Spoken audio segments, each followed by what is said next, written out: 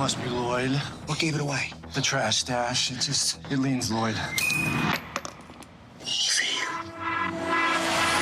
I was lucky enough to see you on Broadway in Lobby Hero, which was Michael Cera and Brian Tyree Henry. It was an amazing thing, and oddly, the stash was there too, which I thought was a really cool thing. And I wanted to ask you because that is such an aspect to the character here specifically, but also in there. And I wonder, like, there are two different people. They both have not a similar stash, but they both have a stash that's very like prominent. Like, what does that mean to you? Like that they're two different people who have a similar kind of facial hair aspect. Yeah, sure. I mean, in Lobby Hero, you got a guy who's probably wearing it as like some sort of a like almost like an ornament. It's an element of stature that he feels is designed to intimidate. With this character, I almost feel like it's more of a it's the same way he makes his bed, the same way he kind of folds his clothes. I want to see his closet, the shirts. The same way he cooks his eggs, you know. There's a quotidian approach to everything he does, so every single hair is clipped in the same way. This guy actually has more of a more universal perspective on the world, and that mustache is more reflective of who he sees himself as he moves through the world around him.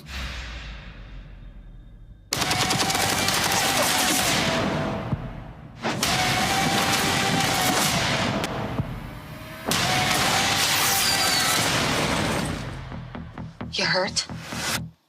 I mean, my ego's a little bruised. Dude, the Prague scene is one of the best action scenes I've ever seen in my life, and that was literally one of my favorite things the Russos have done since the freeway chase in Winter Soldier. I think that scene, you should be so proud of the work you did in that moment. Just, I know we don't have a lot of time, but can you talk about that scene just briefly, what that scene meant to you? You know, look, it was good to be out of the house. I've never made a film like this before, so I was just kind of blown away by how many people it takes to make a film like this, like multiple crews in multiple countries. But the last thing we shot was like the thing where I'm running across the train and it's falling out from behind my feet. And I remember like thinking like, this sums up this experience.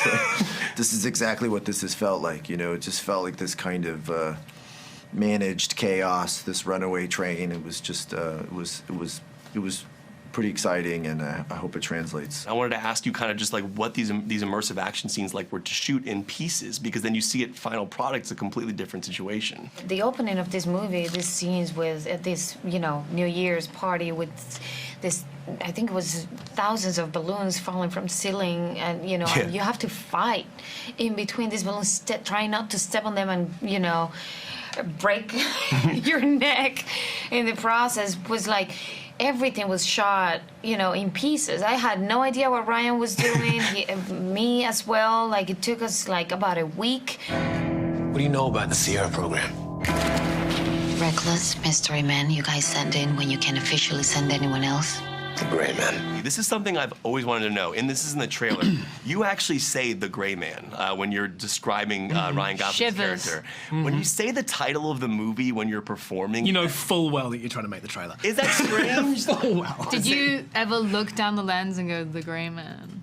No, but I wish I had. Actually, you know what? It might be on the cutting room floor. Release the Gray Man cut. I wanted to ask you talking about music, because music's a very interesting thing in terms of becoming a character. And I wonder, do you build playlists for your characters? That's a good question. Actually, I have obsessive-compulsive disorder, which is something that I've lived with my whole life. And I get in these weird places, especially when I do a movie, where I listen to one thing for the whole movie.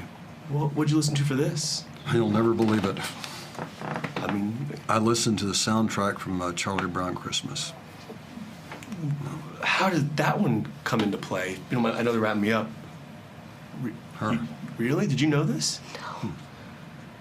I have to know the story. Well, I'm playing her protector, you know? Wow. And so I went back to something about kids and my childhood and stuff like that. Yeah. Wow. I appreciate you sharing the OCD. I've had OCD since I was 14. I'm on Prozac currently and everything. I've had it all my life and on every SSRI you could imagine. So I understand that. So thank you for sharing that. That's really beautiful about the music. I'm gonna start crying. I know. What was your album on Sling Blade? Now I want to know all these album music. Well, I can tell you, Burnt Weenie Sandwich by the Mothers of Invention.